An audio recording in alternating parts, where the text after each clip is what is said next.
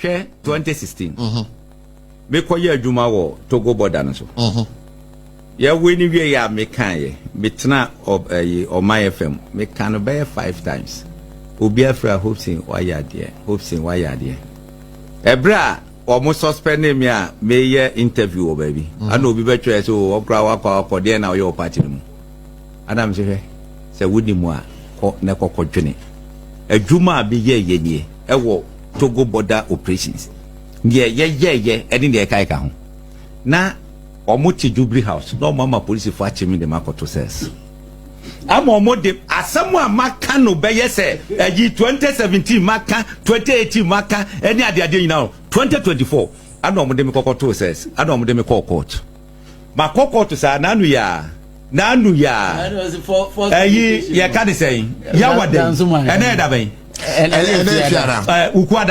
ukwada ya ana ye call ya ye ka de say jo mahama ne attorney general say sase mu ede eye mogu o mo ka che police force mo fa dance mra hwe ni ho se ye ja fa ho ni ne di free wo ho ne te what just say because onare you off mic na he adia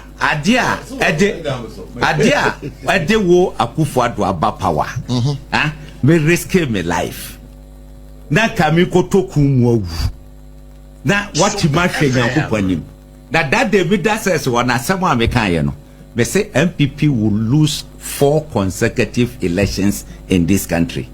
Me can ready adom fi say media bro. I know what I have done. Me kasa trader me ana me de ma yem so. Then why? Niema ye de me amasem. Nke na wo. Me say 4 consecutive. Me say mo try to mo save say you way. Me say. Then na ya fa. Menya fa bi menya. Menya. That's right. It is what said that did depend sir. Now what part they saying? It is what say now what can you wudi mu a. Me hu ya che me kra want wondim say o ama hwehwe me mbo. Obaro abie. Eso so no fra yi ba ya che no. Me na me tra radio so ma bia na for to me too. Me da kwan na no ho sa. But because he say be free party muntinu. What ya o hwe manim. What you mama hwehwe me. Me obaro ka fa phone granda minia. Obaro me nikroma onim. Me na kasa se onim sina me nikroma. Na woni kroma ti phone. Ubo aya. Ubo aya. Wakasa was cho. She adomuchi abroje. I was the first person. And I'm call me na the police for the kasa ya neja. Omu yi no baba to. Now say Dabi okay. NPP time we talk for ya yibisa no mo eche no. And I'm be America e call honum. And I'm kokohwe. Hwe obi a e beche no. Me be di America ko honum. Ya che me amanfo bosi. Ye fa mi konkotu nsawom. Ade a me ye ya ama wo wanya sika wo enjoy life. Then you want me to you see etina me say NPP e declining party. Nyankopon enu mi angasa bebo mo so because that is empire me bia na mebo. Hey. Oh yes. Me fan sie. And I am bold. Omumu bia so be fesi mi bia no me kire de nyansa wo awiase ase. Hopeson, I see you. What you say? Same way me boss wa ho. Meeting e wonnim ne e koso me vin mu. Niam be activate your veins mo. Wonnim. Abufuado. No ne de me pen na sam wo makomo. Oh, etimentimi kasem bone entia no but ne America nyina say nyankopon ma no kwatenten no hwe how Hopeson will be. What you say? Me jam bibia. I was in Germany and I started my papers. Or pressure me ama me buy. Adam me ne trans say 101. No jam person what them opamono. Me ne no pe. What kasa no usu. And I promise him. Hello, I will do all I can. Man find diablo. BJ bibia bibia. Power buy me so pressure ne down so no mama ma time kakra mama ma. Ya bibia ma de nyina so dani. Me ko parliamentary election Akufo Addo ntima mfa for am frame say Hopeson bra beje 1 cedi kra. Ai. Na officer na edentia. Ai wono ma bounce.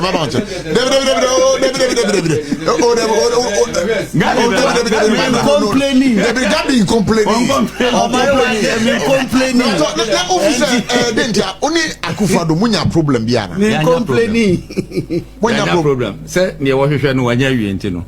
eno ana ana obi ko di ho tro I don't care so obi be di me ho tro I don't care but so my appointment but you see but so your appointment my emfa eno no nto honum because of baby or the free buy no and na mama da akọ kakra yeah let's go back to abusia mama me bibi akọ abaso ko famra Kumasi online GA so message so be like in wa share so dia ma afoforo na afoforo sanso etimi e dia kabi number na ego screen na se no obetima pick number dia woton bia no ye betina fidwe mu ase na eja yetima bon wo de ro kama so e dia ma na no pay de Kumasi online media school na so masena ne esema bon sempo odo ya medini nyina enso e de ba be so mo se atija jumedin message so be share dia ma afoforo na afoforo sanso etimi akabi comment ne de ehun hia mi ye papa pasa comment section honom no do pe bia no de fa trogu wono for ma memrepem no making kan nyina kama enso e de ma medin eno himalen konu shamna ATOP ediso so wale ase obetimi so afra me hana ATP obe me nam bia so no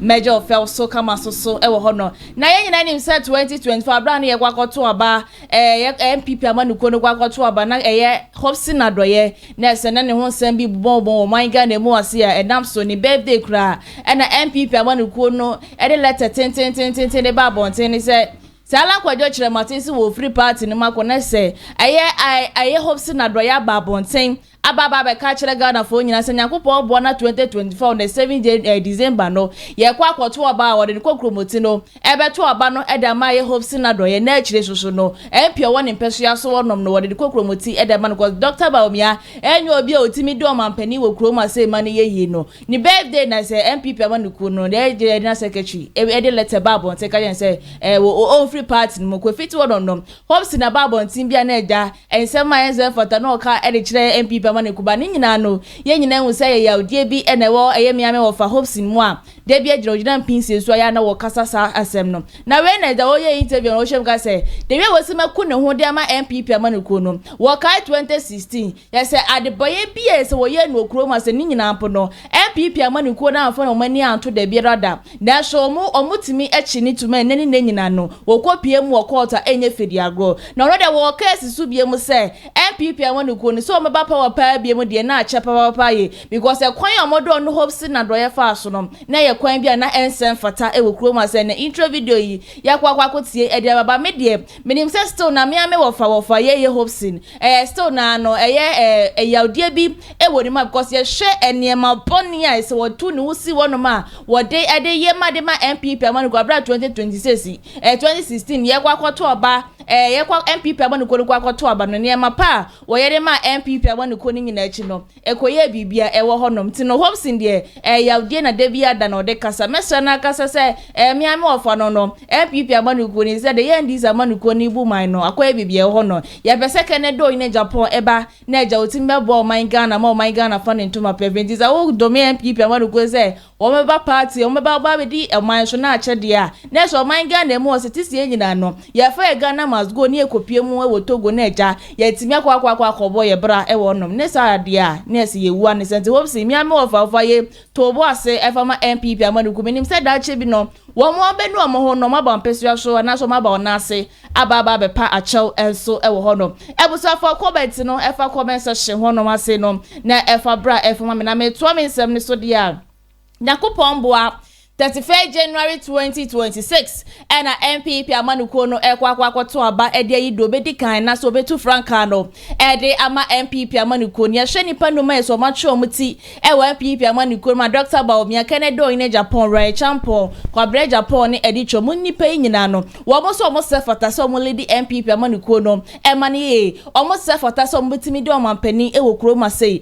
e mani ye ne ahwe Canada in Japan wa se wasi ground sai wo ye campaign upon campaign and campaign message no top for babons and say home say na asase apai da bia da me kasa ne campaign message na wo campaign nsempa wo ka no e no na nam so ama say nso ne intimate wo kroma say da bia da no yes nyakopo to nhire nso akasa de gu Canada in Japan ne campaign say wo ye no man Ghana mu wase na wo kopie mu e wo one of the constituencies so ne delegate for to aba no wo kirem ka kirem say me say mani kum ho ye papa nyakopo bo na sa modi mu kokromoti power de kwoto oba ne de mamia me Kennedy o ne Japan me ne kra me nyo amampanyi o ne so ne ma pa me ye no Kumasi ne nye fedi agro na mo delegate ne grassroots for obehwa mefie bia mo monsa etima koma no obeye ne ma pa ebetima bo ma ye nchini ma no ye so yetima nya so mfaso e wo Kumasi to no de adesrade e na wo de sra eye delegate ne say nyankopon bo a aka just 3 months pese mo dem kokromoti kwoto aba no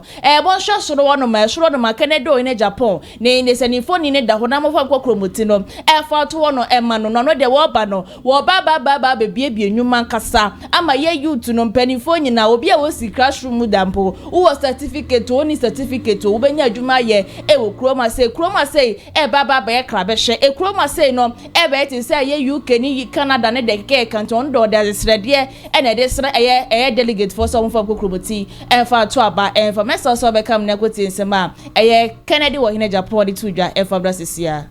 This constituency you have a problem. The problem you have is you have your son who is campaigning for one of the aspirants. He is hoping to be made a minister.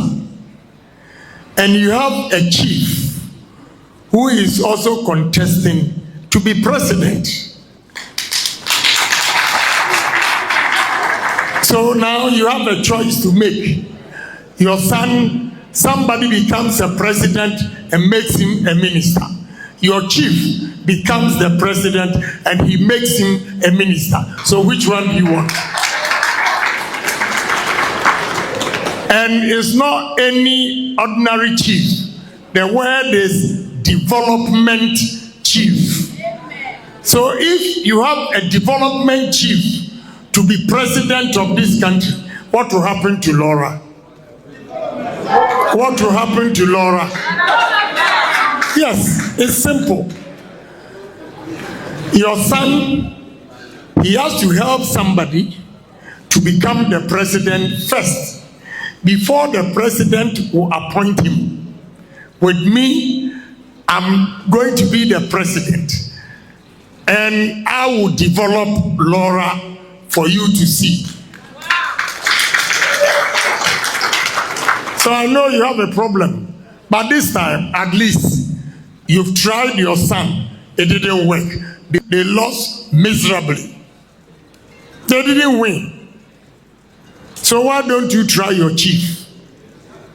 And you know, your chief is tagged with development. That is why you made me a development chief. So if I'm the president, I'm going to develop Laura.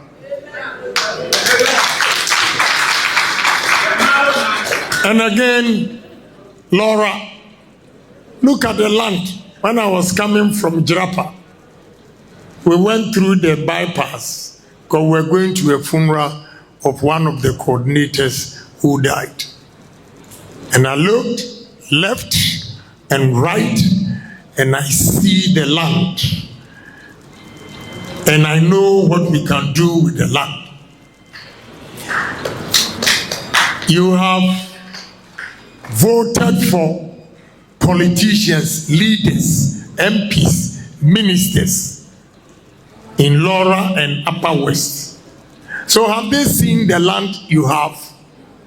Have they seen it? And do they know what you can do with this land? You just don't vote for somebody to be MP and nothing comes to you. Vote for somebody who smells money everywhere, like Honorable Kennedy Japan. When I was peeping through my window in the car, I knew what I was going to do for you. A lot of development. We are going to develop this area for you to see that you don't wake up in the morning and go to politician to beg for your son's school fees or your daughter's school fees. We develop the area by bringing industries to this place so that you also work and have money and have respect. Nobody, you don't wake up in the morning to go to anybody's house begging for food so that he will use you and dump you. No, you have to take your destiny into your own hands. But you can do that only when your leaders create opportunities for you. There are a lot of opportunities. It's not by mistake that God placed you here. He gave you everything, land in abundance, to develop and eat and make money. The only thing you are lacking is a good leader who will show you the way. And the only good leader who can show you the way for you to make money for yourself is no other person than Honorable Kennedy Agyapong.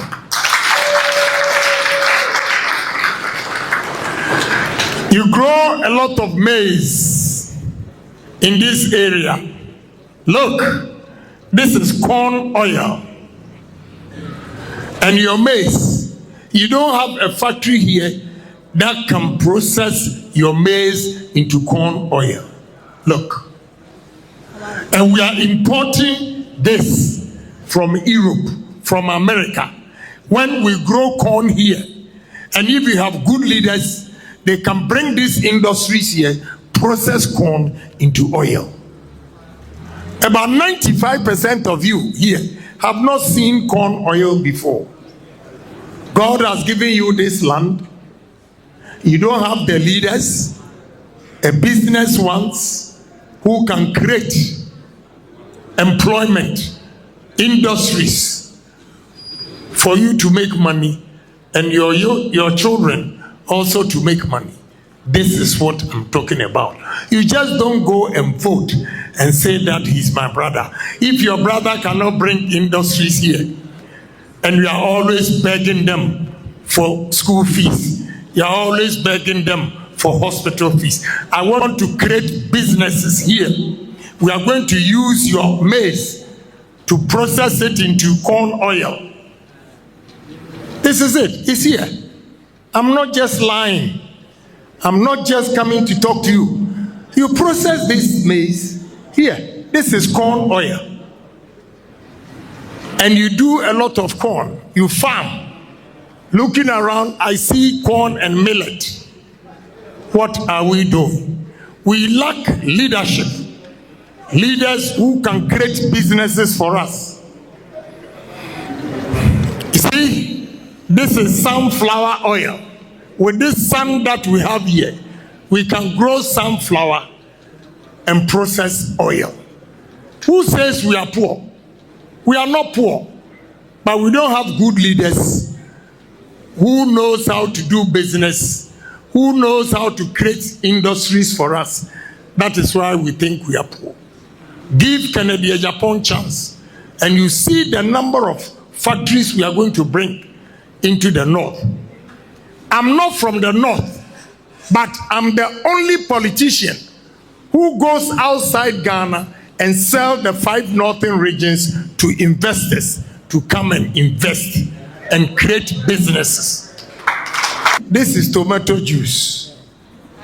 Tomatoes. You grow tomatoes and you don't have buyers. If we have this factory here, say, wait, tomatoes, I had the juice. I would to know. Mudia tomatoes, ewaha, munya atofo. Munya atofo. Say factory we waha. Factory we waha. Factory we waha. Tomatoes na otiana airpro nyina no factory beto obenya sika ode behwe wo ho obehwe ma pasram monyimeni ma mede investors makoton 5 northern regions no ama investors a omu twen se Kennedy Agyapong be ye president na omu de omu investment na abaha Nientia omu twen say NPP Africa omu di omu sika ba na say nani wo power NDC wo power and obebie na adwuma NPP ba power pe no mo say na adwuma nti da bia no omo pe security say ode ne sika be hyemu a sika no enhye nti ya no mo pe president no mo no mama won enkuran hye say ne sika no ode ba onya ne mfaso a ne nsabeka ne sika nti me wo investors have lined them up waiting for me to come and invest, especially in the 5 northern regions. And nam asasi amuwo. Yani uko asia wana asasi e wono. Enye flat sisa mudie enuya kesia sisim. Into ntumi nya asasi kesia about 40,000 acres. Na umfanye fu.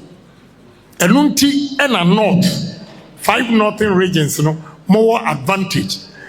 If we have a good leader like Kennedy Japan, if you give me the north, I will use the 5 northern regions to feed the whole Africa. They be feed the whole Africa. Asasi ewa. Ti mesrem monyini na momeyan kase ye pe obia okandifu a obetimi aboa ye. Enya okandifu a obaba baka kire se ofiri ukrom enso da bia na hiawo.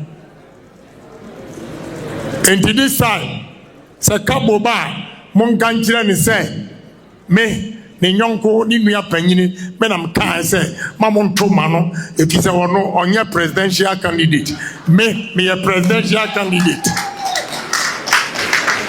me na me a presidential candidate edi besramu munya jidie na mon to ma mre coconut juice kube uko south wona we have a lot of coconut kube bebre na yentimi sanyema we nyina yakrawo they import all these are imported how abra ye wo kube wo ha ye ni ankasa ye betimi so aye we ni enso akoto ama enkofo we every Thailand ba kunsuni we dry coconut. Packaging is nice. Also from Sri Lanka. The Sri Lanka for Omuchai any Kube. Ya wonioma bebrea. Saudi businessman ba. Yebetimi ama emrantie ni maba wanya adwuma ye. Na monso a modom nsa ase bema. Mobaye adwuma ni nyina no. Monso sika abetombuto. This is what we are talking about. Bayre. We a potato chips. Yam chips.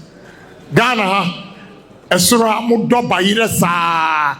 And see any factory baku pepoa or turn bayre no into yam chips.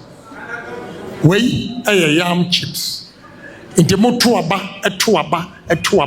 ema politicians into omu hu se mo bayire no o mbetimi dia yese adwuma we ema mrantie enye adwuma yara we yam chips ebiem yesawo yam no ye process into powder alatafo edi bayire kura che mo friend pounded yam ni nyina no we can do it and so moya bayire kakra di omufie omo don kasia no na omo ton fofofo we can have a storage like a demha yebetimi a store bayire for 8 months bayire yebetimi akura bayire for bosome mwotwe na ense timesrem moma ya nimre we sweet potatoes uko walwale uko naregua potatoes akesia yebetimi dia ye chips mesrem we say potato chips who are what diabetes teddy sweet potatoes me nini pidi but udi kakra healthier than nia enye sweet sweet potatoes menu anom Laura yebetimi aye nioma bebre Right. I will awesome. When you yakra, the dollar kakra na yewono, and akra abeguha. Ayeton. Beton was Sunyani supermarket. Enye abrobe eni kube. Abrobe eni kube. Yeni. Auntie, yentimi enye sa juice we. Aye kokra. We are importing all this into this country. To create jobs for Ghana for no, I'll stop importation of all this and promote industries to manufacture all these, you know. And no never to me ammonia juma, and no never to me amasika bambutu. And yet the Biano Muba, brofo, Omuiano Mako IMF, no more Bobisia, no Mako World Bank, no more Bobisia, Abresika, Yatisika, Yehun Sikano. Munim business in Tino, and Namunya businessmen, and Machramu, anyway. Fuguya Shawi, and only a dear Pamway. And one is said, you wear long sleeves. So we wear long sleeves, sir. A more do. Into the Sabre, October, November, no. Abrochire weather you cold. This is the type of clothes they need. This is the type of clothes they need. Omu ewivu, any ayinano. Yabema omu machines. Ama one support. No more to me a yadia ne kese. Niansu ya kotong nesika bagana. Why? Moye we wahadada. We only say omunim emfasu womua and gombe so womu winning a hinu yinano asin. But womu enim business inti no mo nim faso e benya free montino. Omu pam say nyoma we nyina. Omu ye we nyina wia no mojai. We will do this, but we Ebusia Kennedy wa hine Japan nsem no nese yakwa akotie ede abae se wo kire mu kase se Nyankopon boa na se delegate for mu dom kokromoti koto aba no ede mana na mpesua so wode ho beye klabehwan kasa ne mapankasa ene se wo baba beye no wo no ba beboa ama constituency honom na se ne ma bebre na etima koso ho na empanifo e wo ho nkora wo nyina no omo ho nyina ahehia nti we de bebeka se we good news so nti mesre delegate ni se mo kwa mo nkoto aba ma mo nhwefo mo soro hono my honom ena Kennedy wo hine Japan eda obetimi aboa na do kokromoti Nyankopon de bo wo no de team so eda mana no so ababeyo mampani e wo krom no ba ne mapade obeye biye papa ankasa so edi amaye busia meto amensam no eso de anesen 2024 about 2 NPP amanukuo no area poto wo Kumasi no me de bia da me ka se Dr. Baomia so wo kan ho bi pa ye pa ne se NPP amanukuo no report ankasa because the kaisa abra na mo ye campaign no wo be ka kire ye Ghana fo nyina se ono ye Muslim fo o ye Muslim ni de tie bia no northern fo be to aba no e de ama no sanso na zongo fo no dom kokromoti pa wado e be to aba de ama wo no Dr. Baomia wo Kumasi ntina ma ye mo shake na 2024 ne de NPP amanuko na ese o ma wini ane sane so ko wi akire do na ese 38% ene ye ma ye kan se Dr. Baobia Mr. Digital Man e de ma ye wo Kumasi na ko wi akire kura Ghana fo bebre na ka se da bi is because of Dr. Baobia ntina ye MP ankoto aba because one na adan kwakufo do nyina wo de say lamba Dr. Baobia ka kire Ghana fo se wo no ye mate no onye driver nti yen first year no ema no e de na enye nyina obusa Dr. Baobia se je ne gina so ema na we but amafo bebre na ka se wo Dr. Baomia wo kan wo bi na NPP amanukuo no ewe yo begina wo ni maka cho no won kan wo bi wono kura no nya no na ma ne we na Ghana fo na NPP ne ne ma de we na o man Ghana no esimaye dinti na NPP amanukuo no ewe 2024 ne wo se videos bi secretary wo ya be fontin ta video show se e ma ne second chance ne de keke ka ho even kwa wo se wo no oye adwuma wo bank ne nam so ene je man pani dada na adan kwakufu ado adu show boado gaga ajuprema Jack Toronto ebe friend ka che ne se wom na no be bo se de be ya o man Ghana economy ne betima ko ne ntu oja na adwuma honom ene ode ne se nanim onyam nyina ebe ta NPP amanuko ne chief for 16 good years na se 16 good years ne aba na se wakoba ko na se wani nkunima mo se mo sanso e ma ne mabrim message so be ka mo ne akwa kotie sa video no e de abasisia Kukurudu na uhwe party media ejuma me ye wo party mu me by the last 16 years mede me ho abo afore ama party 208 na me wo Bank of Ghana na me ye omo penyi governor no abedi chiri penyi no abedi chiri deputy governor of Bank of Ghana ena na Akufo-Addo be frame me o se me be ye na abedi chiri samre no na president Akufo abedi 8 years na nipa bebre cast chire me say mama njai me ejuma no na me be ye running mate omo say no party a breaking 8 no enti me ba yendi nkunim but me kanchire omo say President Akufo and appointing me deputy governor enti NPP here say meba abeboa na yenya letimi di nkunim a mentimi nkase member enti me resigning me job e wo Bank of Ghana e be ye running mate of the NPP meba yendi nkunim so me hwehwe ejuma foforo me benya ejuma e wo African Development Bank omo de me ko Zimbabwe se me nkoye omo penyi e wo Zimbabwe me wo Zimbabwe na 2012 beduye na Nana Akufo-Addo sambaye o say minjai na membrefie na membeye na abedi chiribium for 2012 election ye president of African Development Bank Opamecho o say maminjai juma no o frɛ President Akufo say ono me nkasa say maminjai juma no emba Ghana bium but me kanchiro mo say since a party no ehia me se membra mbeboa de mentimi nka se member me resign here and me samba here and me be ye ejuma as running mate ye ba ye munyina anim se NDC for omuko wie mu ewo 2012 eninti ye ndi nkunim so ye call Supreme Court semokai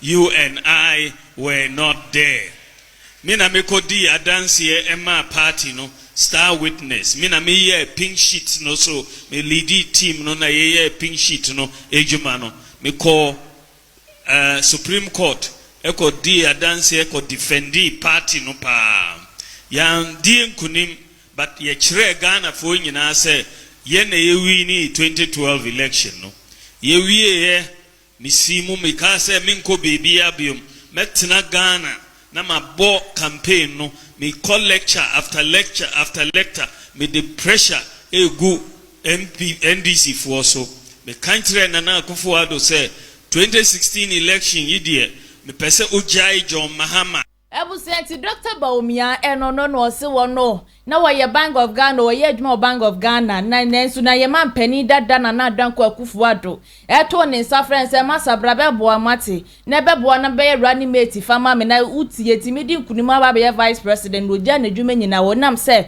owo odro power akoma pase wode beboa my Ghana ma my Ghana e fa ne to ma pefira ni ti no oja na dwuma nyina wo hono be support NPP amanukuo no e ma ne de ya me ne o kase 2022 for Christ NPP amanukuo no report no obukwo pie mu court no Dr. Baumia ne digina mu pintin ene se wo hwema bibia kokko na akwam kama na nyakopon abo na se amanu yi mantle ne se wo mantle na 2024 was a report as a delegate for ne NPP amanukuo ne o man Ghana as the yapo ne bi sei no wo se sa ne second chance we the fama no na wabo NPP amanukuo ne ye papa wona na abo ma ene party na babedru ba bi e babedru se nkanya wo no Dr. Baumia nko no ka NPP amanukuo no se no wine na wo baba bebo NPP amanukuo to sre Ghana for delegate for obo fam go kromoti enkoma no then ko no nim se ka se na be kwa kranka ban wo Ghana na nko wo no kranka wan resign e wo ho no mompo na we ya wo kan na asem we via pe na ye Eric Pimpon be kan se e be edin se be to be funtinta videos na say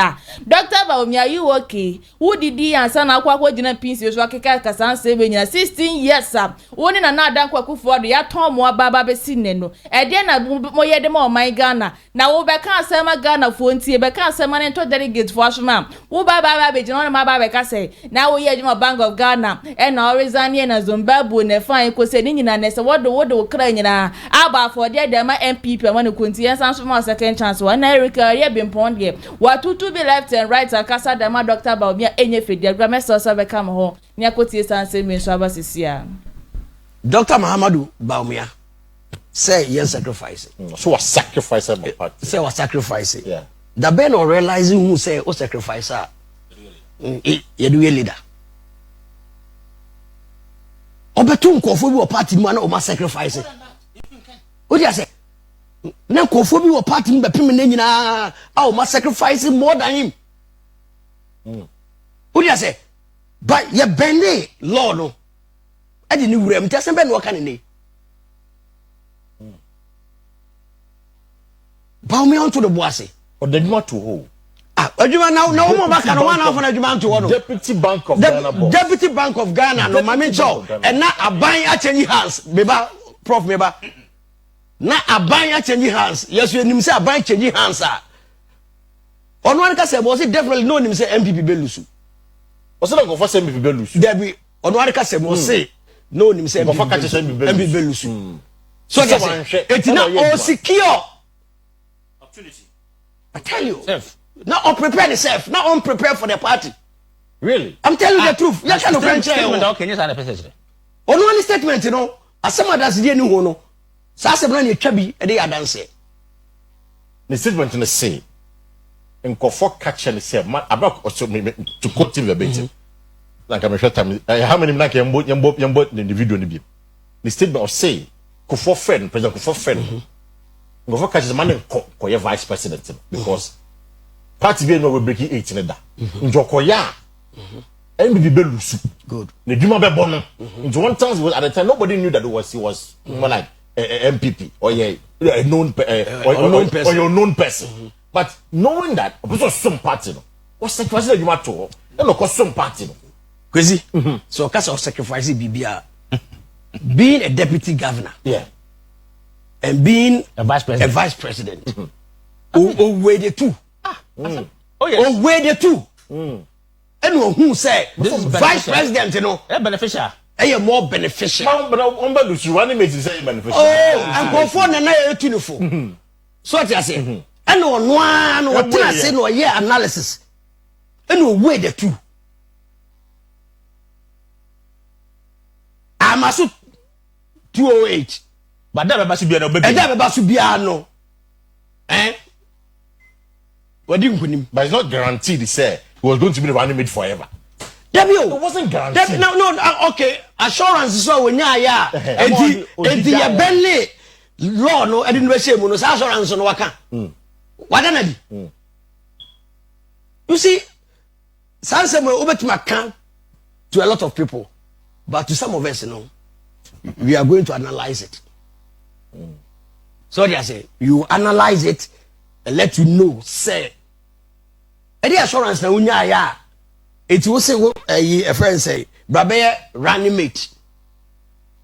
How you know definitely that you don't have even. Ebusuenti Mr. Eric ne sem no na se yakotie dia ba wo se Dr. Baomia we be pebe bitina na wo sem akeka nyina kuranya de esisusu wo kroma se wo kroma se wo se kofo frɛ wo member ye na wo aba be ye na esi ano ye kodisi awa keep quiet because wo Dr. Baomia na ye do ba se bra na be hwe ye economy ne de ma ye do from 2016 abesi ye na 2024 economy ne koye bibie wo met man ka se 2016 na mobile first time ne de mo bom ho ye mede papa na so ko wi na kwa bibia unti Dr. Baomia you people should keep quiet nya dia mantle na na second chance na de ma wo kroma say net nyara ma wo china ebusa ase na mbeba me kwa ma de nsem ni nyina e de se no first time subscribe na like it na share so ma for na for sanso etimi ekab na fa comment no enso fa comment section honom enso e fa bra Kumasi online media school e na so ma se na me de nsem we nyina enso e de aba be so mo eti say woni so de hu say da chi be person ye century mapade a na se me kan fusuku e de ama forms no e 100 Ghana cedis per wumpe we na pede na okuta 100 Ghana cedis a